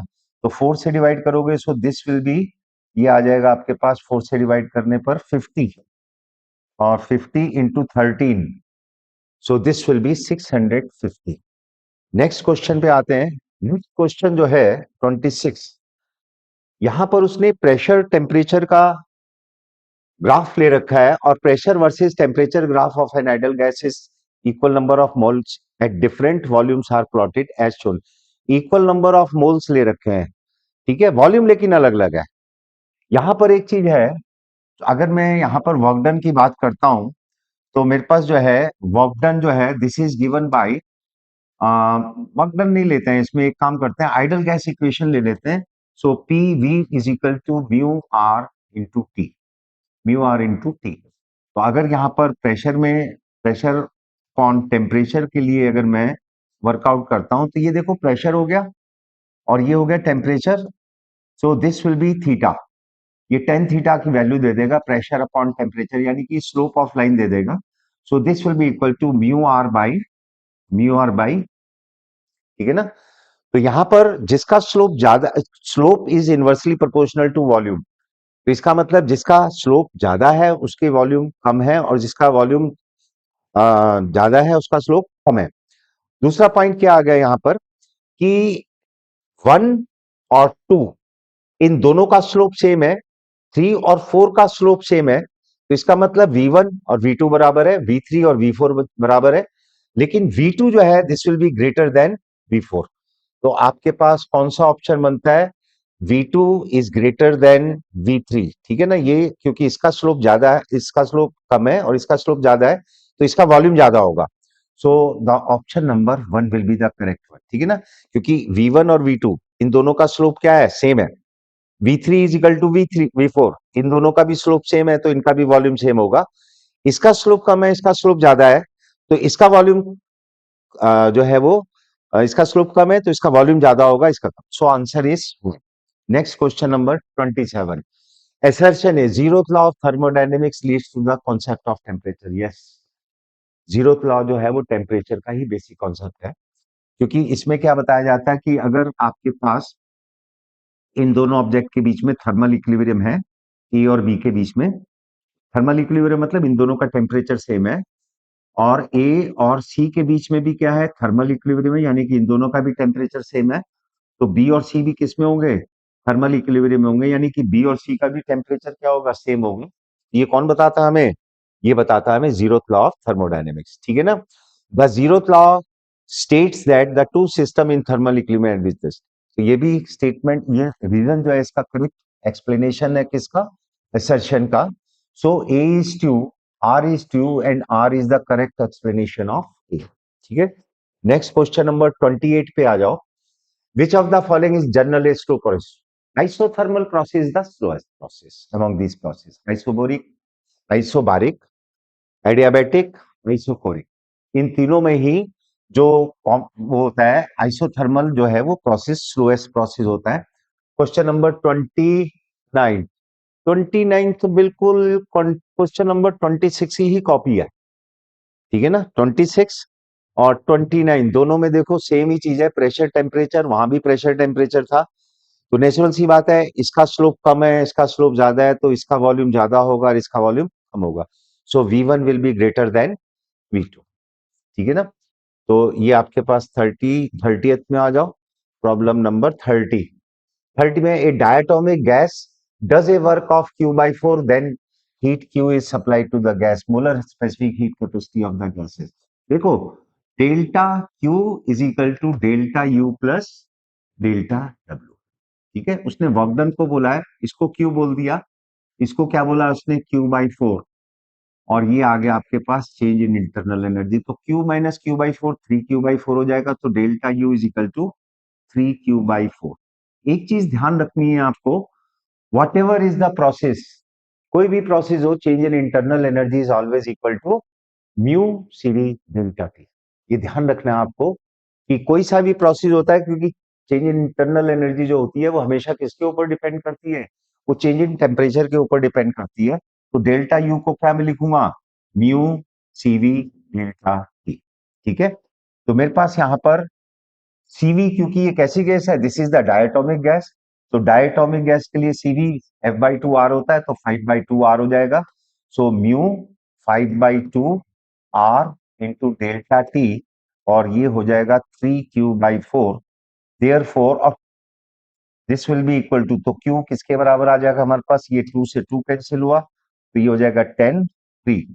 सो Q will be equal to 10/3R into mu into delta T. और किसी भी सब्सटेंस को जब हीट देते हैं, देखो सीवी और सीपी वाले स्पेशल केसेस होते हैं, लेकिन molar specific heat of gas में have any value varying from minus infinity to plus infinity. तो बेसिकली देखा जाए तो जनरल फार्मूला उसका क्या होता है, mu C into delta T. तो मैं इसको इससे कंपेयर करूं तो सी, अब ये म्यू डेल्टा टी तो दोनों में कॉमन है, तो सी इज इक्वल टू कितना आ रहा है 10/3 इंटू, ठीक है ना। तो ये इसका आंसर हो जाएगा 10/3 into R. Now we come to the problem number 31 में आ जाओ। Temperature of a gas is increase from this much to the RMS speed of the gas. RMS speed जो दी जाती है, V R M S is given by √√3 RT/m0। ध्यान रखना, ये जो है m0 मैंने यहाँ पर जानबूझ करके लिया, ये this is the molecular weight of 1 मोल। ये 1 मोल का मॉलिक्यूलर वेट है, यहाँ पर अगर मैं म्यू लिखूंगा तब m लिखूंगा, नहीं तो नहीं। और ये टेम्परेचर है, तो VRMS is dependent on temperature. इस टेम्परेचर 127 में आप जो है पहले ऐड कर दो 273, तो ये बन जाएगा आपके पास 273, अगर आप ऐड कर दोगे तो ये बन जाएगा 400, और 527 में अगर आप ऐड करोगे, सो दिस विल बिकम, ये हो जाएगा आपके पास 800। तो T1/T2, और ये ध्यान रखना, ये capital T, whenever you have capital T in formula then it is to be taken in kelvin. Temperature difference में तो केल्विन ले लो, डिग्री सेंटीग्रेड लो, एक ही रहेगा, लेकिन एब्सोल्यूट टेम्परेचर में इसको लिखना पड़ेगा in the form of kelvin. So this is equal to, ये कितना हो जाएगा 400/800, तो ये हो जाएगा 1/√2। So this will be equal to VRMS2 will be equal to √2 times, ठीक है। नेक्स्ट क्वेश्चन में आ जाओ, the temperature at which the translational kinetic energy की डिग्री ऑफ फ्रीडम 3 होती है, ये आपको मालूम है। मॉलिक्यूल्स बिकम ट्रिपल, और मॉलिक्यूल्स के लिए जो ये लिखा जाता है जो internal energy, this is given as F/2 mu, sorry, N/kb into T, N/kb into T. ध्यान रखना, अगर कोई प्रॉब्लम नंबर ऑफ मॉलिक्यूल्स में है तो वहां बोल्ट्जमैन कांस्टेंट लोगे, अगर कोई नंबर ऑफ मोल्स में है तो वहां पर यूनिवर्सल कांस्टेंट R वाला फार्मूला लोगे, ठीक है। तो यहाँ पर ये नंबर ऑफ मॉलिक्यूल्स में एक मॉलिक्यूल के लिए ले रहा हूं तो केबीटी वाला फार्मूला ले लूंगा। तो और ये डिग्री ऑफ फ्रीडम कितनी लूंगा, 3, क्योंकि ये कैसी है, ट्रांसलेशनल, उसके लिए लेना है मेरे को। तो टेम्परेचर उसने पूछा है बेसिकली कि ये एनर्जी कितने टाइम्स हो जाए, 3 टाइम्स। तो 3 टाइम्स के लिए मैं इसको क्या करता हूँ, के बी इंटू टी, ये वाला टेम्परेचर ले लेता हूँ, और इस पे, इस टेम्परेचर पे ये एनर्जी कितने टाइम्स हो जाएगी, 3 times as compare to at this temperature. इस टेम्परेचर का वैल्यू कितनी हो जाएगी, 273, इसमें ऐड कर दो, मैंने बताया केल्विन में है, तो ये हो जाएगा, दिस विल बिकम 400, और ये 400 केल्विन हो जाएगा। के बी तो कैंसिल ही हो जाना है, नंबर ऑफ मॉल एक ही रखना है आपको, तो इजिकल टू 1200, लेकिन ये जो है वो केल्विन में आएगा। इसको किस में कन्वर्ट करोगे, डिग्री सेंटीग्रेड में, तो 200, तो ये आंसर आ जाएगा आपका 927। नेक्स्ट क्वेश्चन में चलते हैं। तो यहां पर एब्सोल्यूट टेम्परेचर टी, ये क्या है, नंबर ऑफ मोल्स, और ये ट्रांसलेशनल काइनेटिक एनर्जी की वो बात कर रहा है। ट्रांसलेशनल की डिग्री ऑफ फ्रीडम क्या लोगे आप, 3, सो this will B 3/F/2 mu R T, है ना। हम लोग नंबर ऑफ मोल्स को ज्यादातर म्यू से लिखते हैं अकॉर्डिंग टू एनसीईआरटी, यहाँ पर एन दिया तो आप उसको एन एज्यूम कर लो, तो ये 3/2 म्यू आर टी हो जाएगा, so this will be the answer. Next question number 34 पे आ जाओ। 34 में, internal energy of a gas always depends on temperature, ये आपको मालूम ही है, ठीक है। फिर नेक्स्ट क्वेश्चन पे आ जाओ। A diatomic gas is heated at constant pressure, यानी कि उसको आपने हीट एनर्जी दी, किस पे दी, कांस्टेंट प्रेशर पे, mu CP delta T. What fraction of the heat energy is used to increase the internal energy. Internal energy is always given by mu CV delta T. मैंने अभी आपको बताया भी था कि कोई भी मेथड हो, इंटरनल एनर्जी को आप हमेशा किससे लिखोगे, म्यू सीवी डेल्टा टी से लिखोगे। तो ये यहां पर मैं इसका अगर रेशियो फाइंड कर लेता हूं, किस किसका, delta U by delta Q का, क्योंकि उसने किसका फ्रैक्शन पूछा है, a diatomic gas is heated at constant pressure, what fraction of the heat energy का फ्रैक्शन पूछा है, is used to increase the, तो ये आ जाएगा म्यू डेल्टा टी, तो कैंसिल हो जाना है, so this will be CV by CP, ठीक है ना, और सीवी बाई सीपी। और ये कौन सी गैस है, this is the diatomic gas. और अच्छा, सीवी क्या होता है, F/2 × R, और सीपी क्या होता है, F+2/2 इंटू, ठीक है। तो R कट गया, 2 से 2 कट गया, तो F/F+2। Degree of diatomic gas की क्या लोगे, 5, सो दिस विल बी 5/7। तो इसका कौन सा आंसर सही है, it's third answer, third one is correct answer. Now we come to the next question. अब हम लोग नेक्स्ट प्रॉब्लम में आ जाते हैं 36 में। The bulk modulus of a rubber is this much, to what depth a rubber ball is taken to the in a lake so that it, देखो ये, सपोज मैं इसको लेक मान लो आप, है ना, ये यहां से आप इसको नीचे अंदर तक पानी के अंदर लेकर के गए, इस पॉइंट से इस पॉइंट, यहां पर सिर्फ इसमें जो प्रेशर होगा बाहर से एक्ट करने वाला, वो एटमोस्फेयर। ये कितनी डेप्थ तक गई, कुछ डेप्थ तक गई, तो यहाँ पर जो प्रेशर होगा इसके ऊपर जो बाहर से लगेगा, वो हो जाएगा P0 प्लस H2G। तो यहां से यहां तक जाते जाते चेंज इन प्रेशर किसके बराबर है, so change in pressure is equal to H rho g. यानी कि जब आप इसको डेप्थ H तक लेकर के जाओगे, तो इसका जो चेंज इन प्रेशर है वो किसके बराबर हो जाएगा, that will be equal to H rho g. अब यहाँ पर जो बल्क मॉडुलस ऑफ इलास्टिसिटी है, that is given by delta P upon delta V by V. यहां पर उसने जो चेंज इन वॉल्यूम दिया है वो परसेंटेज में दिया है। परसेंटेज का मतलब मुझे इसको किससे मल्टीप्लाइड करना होगा, 100 से। अगर मैं इसको 100 से मल्टीप्लाइड करूंगा तो फिर मुझे 100 से डिवाइड भी करना होगा। बल्क मॉडुलस मेरे को दे रखा है 9.1 इंटू 10 टू द पावर 8, ठीक है ना। तो ये हो जाएगा 10 टू द पावर 8, थोड़ा सा यहाँ पर देख लेना आप इसमें, 10 टू द पावर 8, और ये हो गया मेरे पास H रो जी, और डेल्टा वी बाई डेल्ट। तो मैं एक काम करूंगा, इसको 0.1 लिख देता हूं, और इसको फिर मैं 100 से क्या करूंगा, डिवाइड भी कर दूंगा। 0.1 का मतलब न्यूमरेटर में 10 टू द पावर, ये 10 टू द पावर -1 हो जाएगा, ये 10 टू द पावर-3 ऊपर जाएगा 10 टू द पावर+3, तो ये 10 टू द पावर+5 बन जाएगा, ठीक है ना। तो ये 9.1 इंटू 10 टू द पावर 5, ये इसका वर्कआउट हो जाएगा। H मेरे को फाइंड करना है, और density of water is 10 to the power 3, जी को भी 10 लेते हैं, 10 टू द पावर 4, और ये एक पावर हो जाएगा, ये 9.1 है, तो इसको मैं 10 से मल्टीप्लाइड करूंगा तो ये कितना हो जाएगा, 91, so it's answer is 91। Next question number 37। 37 में उसने स्ट्रेस वर्सेस स्ट्रेन का कर्व दिया है, और उसने यहाँ पूछा elastic material, brittle, brittleness, elasticity, है ना, strain compare to elastic over a larger region. देखो एक चीज ध्यान रखना, आपके पास तीन तरह के कर्व होते हैं मेन। एक तो होता है आपके पास डक्टाइल मटेरियल का, डक्टाइल मटेरियल का कर्व इस टाइप से चलता है, यहाँ पर ये स्ट्रेट लाइन होती है, फिर थोड़ी देर तक बिना किसी स्ट्रेस के भी इसमें, बिना किसी मतलब स्ट्रेस बढ़ाते जाओगे तो इसमें कोई चेंज नहीं होगा, फिर उसके बाद ये तेज होगा, इसके बाद उसमें एक नेक की फॉर्मेशन बनती है और फिर वो थोड़ा टूटता है। तो ये वाला जो पॉइंट होता है इसको बोलते हैं अल्टीमेट टेंसाइल स्ट्रेस, और ये ब्रेकिंग पॉइंट होता है, ये डक्टाइल मटेरियल में होता है। और इसके अलावा होते हैं इलास्टोमर्स, इलास्टोमर्स का कर्व ऐसे होता है, ठीक है। फिर इसके अलावा होते हैं हमारे पास ब्रिटल मटेरियल, ब्रिटल मटेरियल का कर्व इस टाइप से, ठीक है। तो एक चीज ध्यान देना है, और तो ये तो तय है कि ये ब्रिटल मटेरियल है, ये डक्टाइल नहीं है, इलास्टोमर नहीं है, तो ये ब्रिटल मटेरियल है।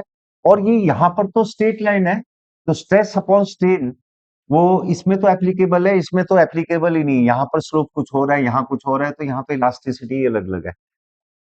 दूसरा पॉइंट क्या है कि इलास्टिसिटी तो यहाँ पर इस वाले में तो डिफरेंट है, चलो इसमें तो यहाँ तक कांस्टेंट भी आप एज्यूम कर सकते हो जब तक ये स्ट्रेट लाइन गई हुई है।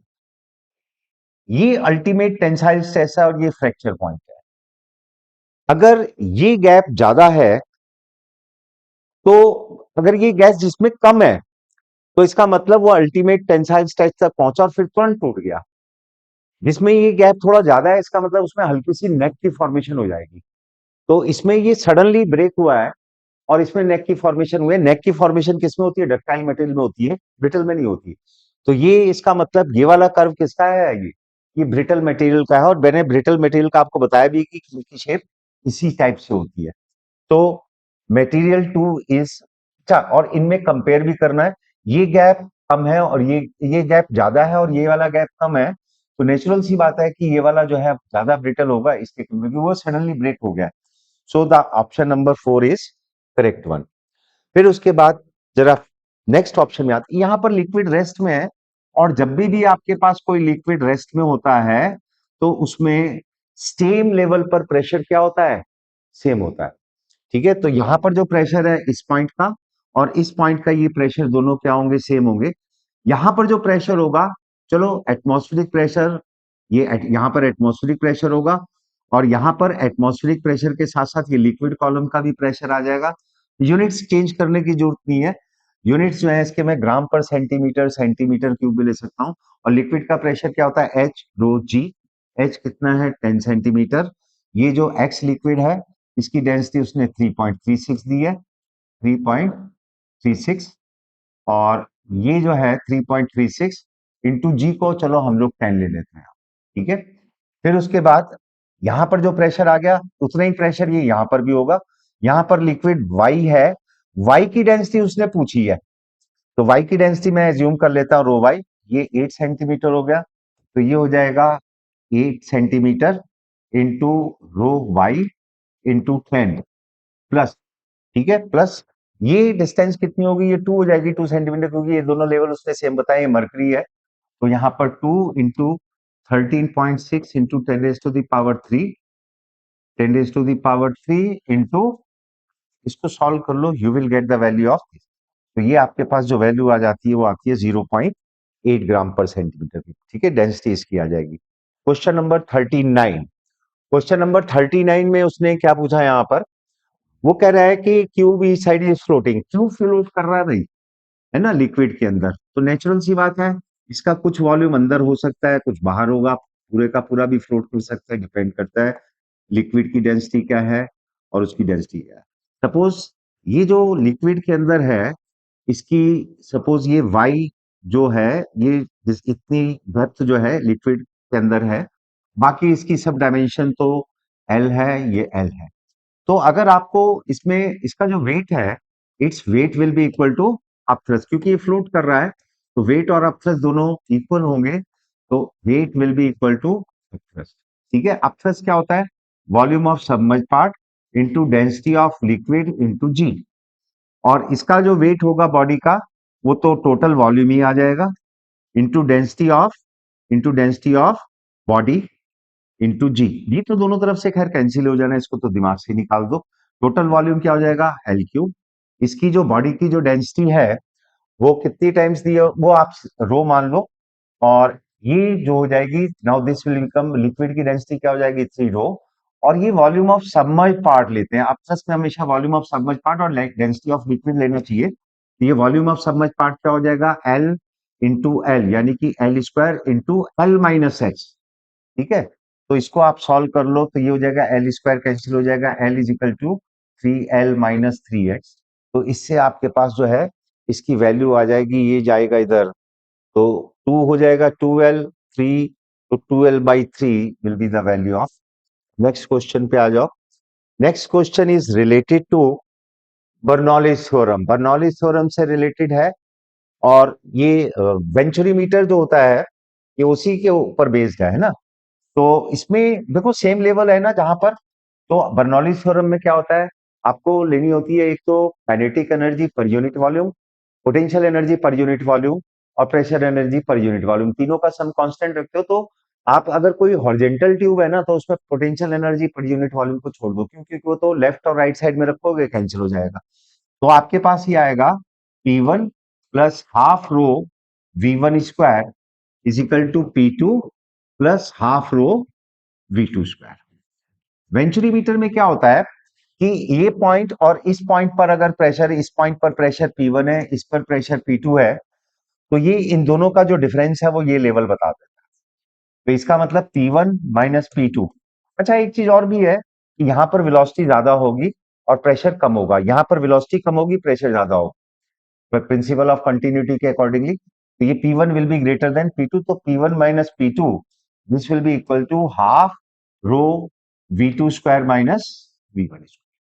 ठीक है, अब इसमें वैल्यू तो ये तो हो जाएगा प्रेशर डिफरेंस, यानी कि ये डेल्टा एच, तो डेल्टा एच रो इंटू जी। अच्छा ये लिक्विड ही ऊपर गया हुआ, तो रो तो सेम ही रह जाएगा, हाफ रो, और ये हो जाएगा V2 स्क्वायर।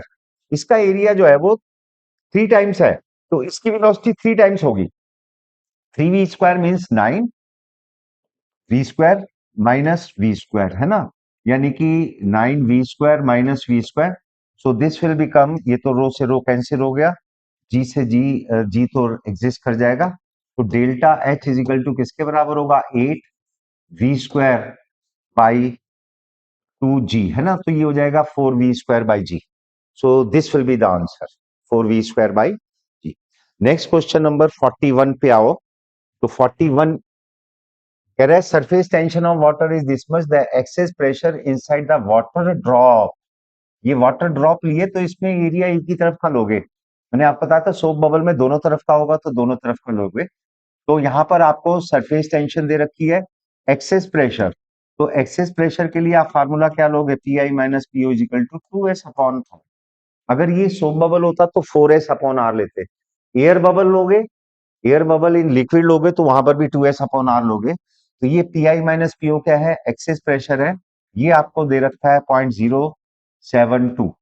ठीक है ना, ये थोड़ा पॉइंट का इसमें लेंगे, और ये हो गया 2 कौन, रेडियस कितना दिया है 1.2 इंटू 10⁻⁻³ क्योंकि ये मिलीमीटर में है तो इसको मैंने इसमें कन्वर्ट कर लिया है सेंटीमीटर में। ठीक है, तो ये आ गया 0.02।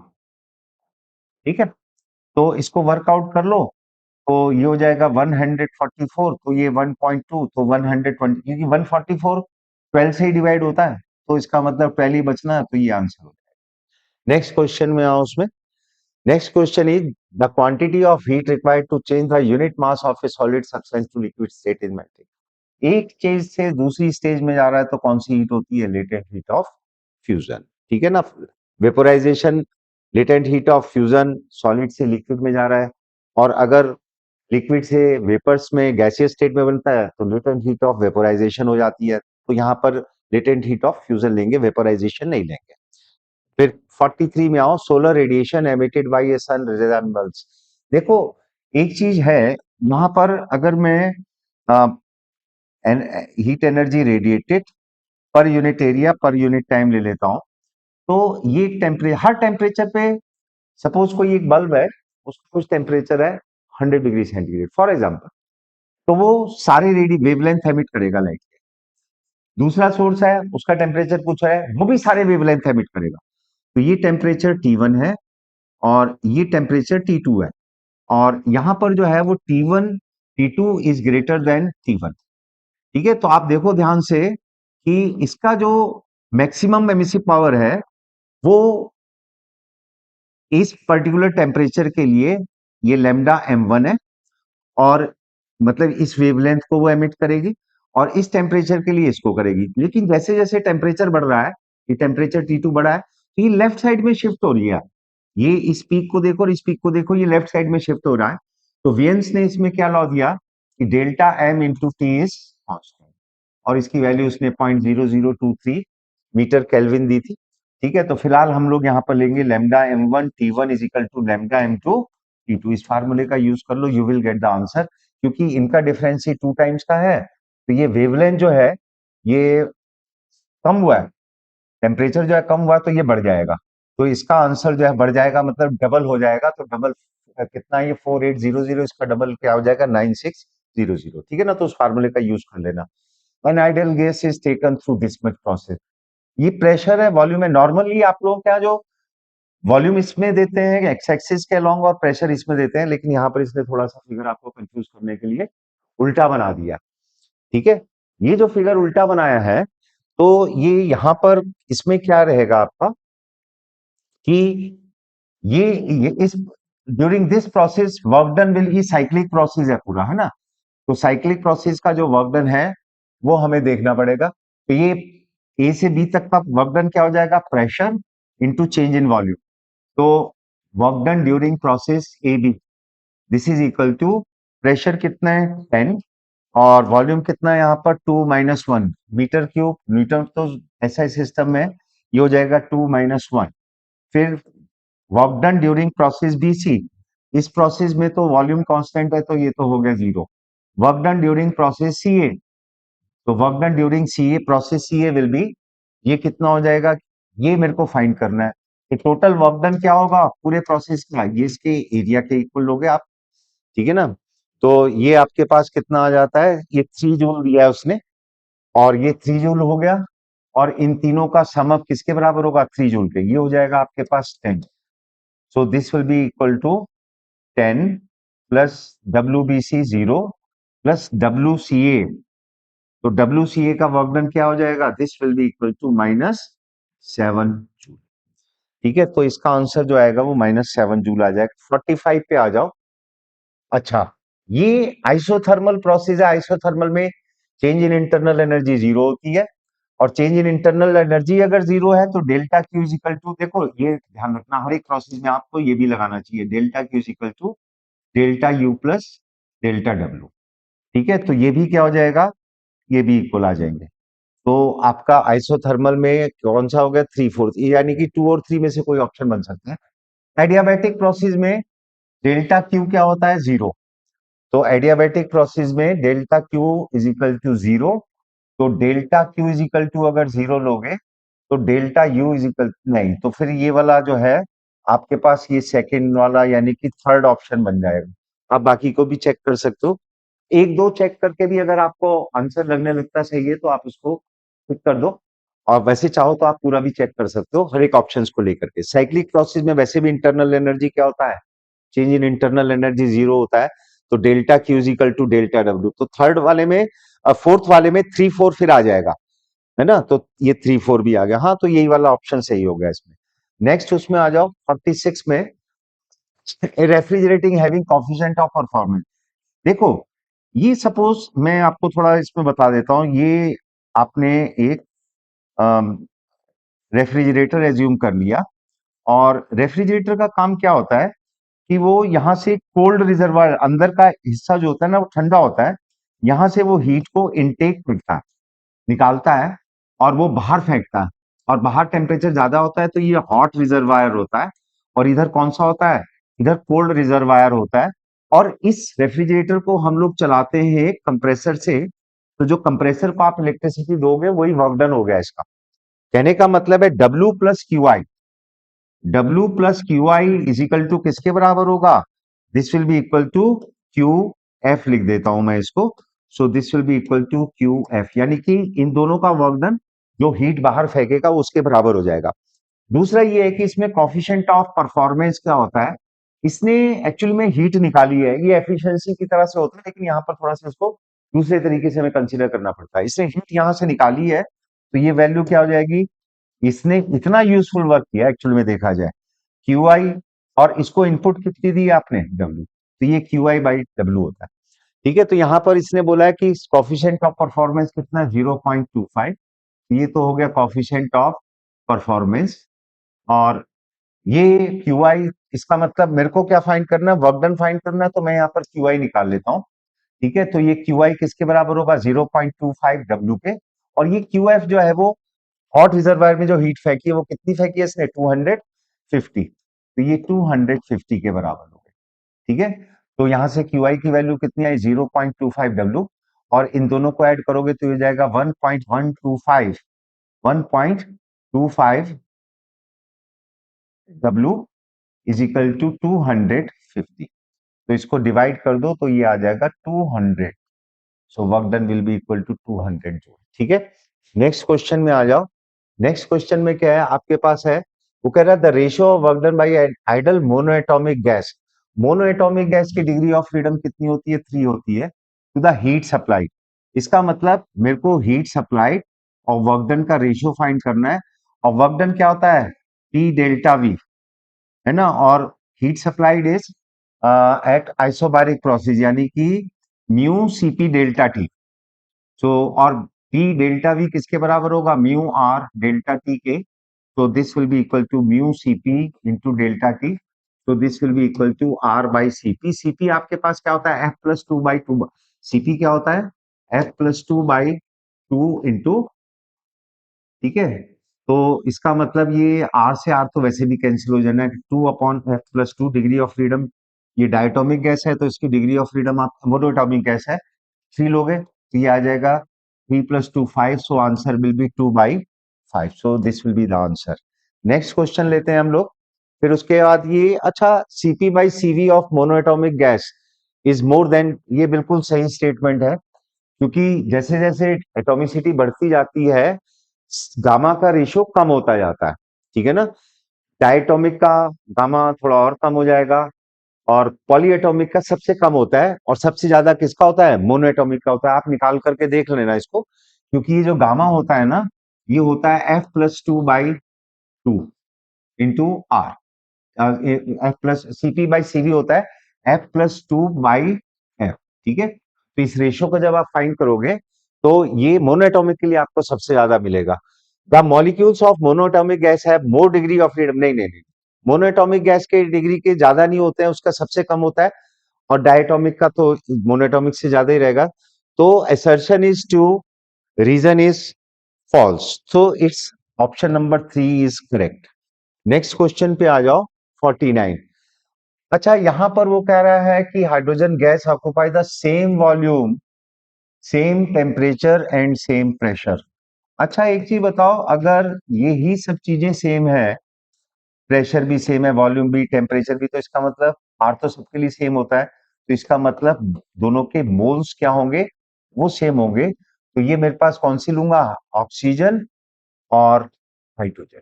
ठीक है, इन दोनों के नंबर ऑफ मोल्स मेरे को सेम लेने हैं, और ऑक्सीजन के नंबर ऑफ मोल्स 64 ग्राम, ये 32 हो जाता है इसका मॉलिक्यूलर वेट, और इसका हाइड्रोजन का कितना लेते हैं हम, 2, और इसका लिया मास मैंने x, तो ये मेरे पास आ जाएगा 2, 2 2 जा 4, तो x is equal to 4 gram. फिर next one is 50, last question है ये, internal energy of n1 moles of a temperature T is equal to the internal energy n2 moles of helium. Helium और हाइड्रोजन की उसने internal energy बताई है same, और internal energy क्या होती है, F/2 म्यू आर टी। ठीक है, तो यहां पर मेरे पास, मैं दोनों गैसेस के लिए लूंगा F/2 म्यू आर टी। ठीक है, ये मैं ले लेता हूं इधर, पहली है हाइड्रोजन और दूसरी मेरे पास कौन सी है, हीलियम, तो ये मैं हाइड्रोजन ले लेता हूं और ये क्या होगी मेरे पास, हीलियम। तो मेरे को म्यू 1, ये म्यू 2, और ये T1, और ये T2, और ये F1, और ये 2, तो मेरे को रेशियो किसका फाइंड करना है, mu 1 by mu 2। So mu1 by mu2 will be equal to F1 F2 T2 upon F1 T1. ठीक है, इनकी वैल्यू सब्स्टिट्यूट कर दो। तो इसका टेम्परेचर जो है हीलियम का मेरे पास कितना था, हीलियम का जो है वो कितना है 2T, तो ये हो गया 2T। और ये डिग्री ऑफ फ्रीडम हीलियम की कितनी हो जाएगी 3/2, तो 3 ले लेता हूँ। इसकी डिग्री ऑफ फ्रीडम 5/2 आ 2, वो R/2 तो कैंसिल हो जाना है। और इसका टेम्परेचर क्या लिया मैंने 2, so this will be equal to 6/5। ठीक है, तो इस तरीके से ये आपका पूरा सॉल्यूशन हो जाता है। बस आपको थोड़ा सा ये ध्यान रखना है कि इसको जब भी इस तरह के सॉल्यूशन आप लोग करते हो, थोड़ा सा फार्मूला और केयरफुल होकर कैलकुलेशन कीजिए। ठीक है, okay bye, see you, thank you.